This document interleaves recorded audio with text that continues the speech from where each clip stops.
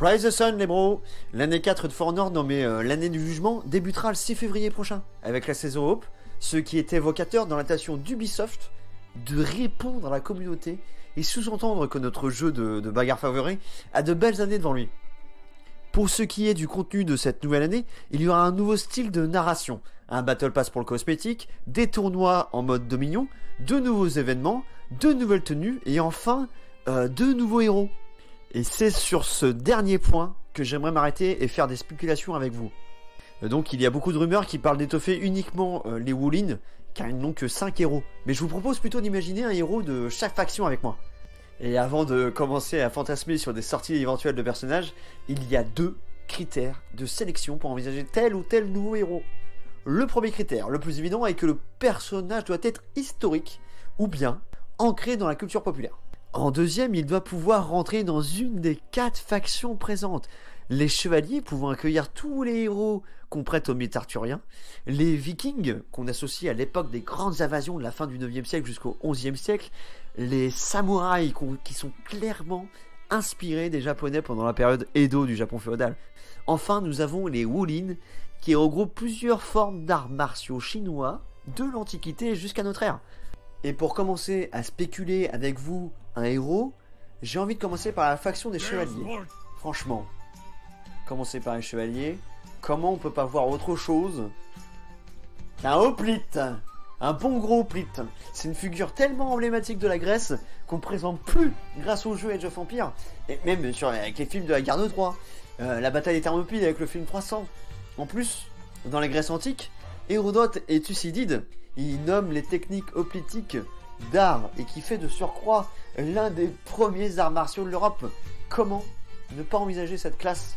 Comment ne pas envisager ce personnage dans For Honor? Étant donné qu'on a le Centurion qui est déjà présent, que lui, il fait partie de l'Empire romain.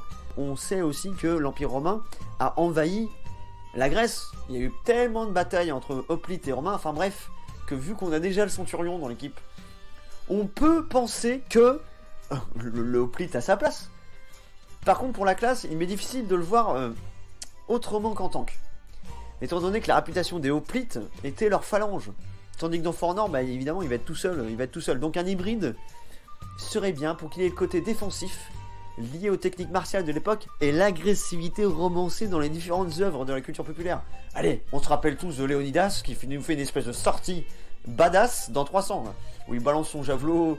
Enfin, c'est mythique, c'est juste insane. Là où j'hésite le plus avec ce personnage, ce sont plutôt ses armes. Je le vois pas sans sa lance, ni sans son Xiphos. C'est l'espèce d'épée qui est en forme de feuille qui trimballe toujours sur eux. En revanche, la lance macédonienne, qui mesure juste entre 6 mètres et 7 mètres, elle est complètement à proscrire. Déjà pour un point de vue gameplay, mais aussi car le personnage que l'on joue est un héros en général. Et pas un soldat d'une troupe lambda comme ça. Même si bon, les phalanges sont grave stylées. Enfin bref, on joue un héros. Achille et ses myrmidons représentent bien ma vision du hoplite, intégré dans notre jeu de bagarre favori. Pour ce qui est des avantages d'équipement, par contre, cela va dépendre énormément de son gameplay et de sa classe. Mais des buffs de tanking et des buffs de vélocité, ça irait quand même vachement bien avec le perso. Pour ce qui est de son moveset, ça dépendra énormément de son armement en jeu, car si on lui laisse sa lance, on peut penser à un gameplay d'harcèlement. Dans les techniques de phalange, la troupe devait avancer constamment jusqu'au corps à corps et pousser l'ennemi jusqu'à ses derniers retranchements, même le forcer à faire des erreurs. Et en plus, avec cette formation, ils arrivaient à sauvegarder un maximum de vie. Donc, on pourrait imaginer que le hoplite puisse mettre son bouclier en bas, en défense totale, comme le victimaire, comme le Jarl, comme la Valkyrie, comme le Fléau, avec la possibilité d'avancer et de donner des coups de lance en léger, tout en gardant la défense totale. On peut imaginer aussi que pourquoi pas enchaîner par un coup lourd comme le victimaire, qui fait une espèce de foudroyant, qui lui du coup leur mettrait en position normale. On peut penser aussi à certains mix-up avec le bouclier, pour faire des ouvertures d'enchaînement, commencer certaines parades, faire des feintes, ça peut être hyper intéressant. Franchement, un gameplay comme ça peut être une dinguerie. Pour ce qui est des trinkets, j'en ai pensé à 3.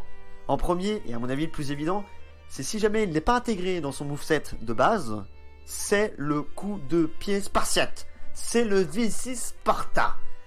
C'est un coup de pied, à mon avis, qui pourrait être vachement bien si jamais il traque et met à coup sûr la cible à terre. C'est comme le sens-tu. Comme le sens-tu quand il plante et qu'il me donne un gros coup de poing, ça met à terre. Bon, après ça c'est moi. Mais bon, un gros Zizi Sparta. En termes d'équilibrage, ok, ça doit être assez compliqué.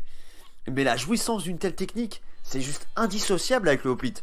C'est juste indissociable avec notre esprit de l'hoplite, de la culture populaire qu'on a avec lui.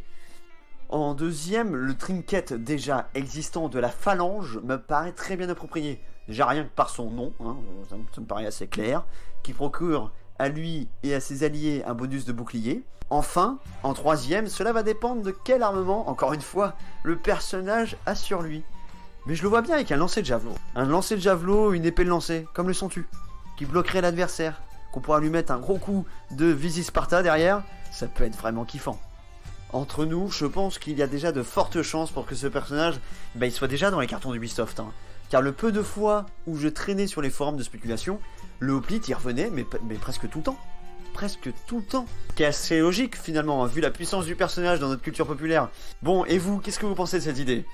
Quel personnage pensez-vous, ou aimeriez-vous arriver dans l'arène de For Honor? Histoire qu'on se mette un peu sur la tronche avec tel ou tel perso. Allez, je vous laisse essayer de penser à un perso, de le spéculer, de me le montrer, de me dire qu'est-ce qui serait bien, qu'est-ce qui serait pas bien sur ce perso, comment on le verrait. Tout ça dans, évidemment, les commentaires, vous connaissez le principe. Hein. Pour la fin, le clic du j'aime, le clic de l'abonnement et le partage si vous voulez le montrer à quelqu'un. Et je vous souhaite la bonne journée.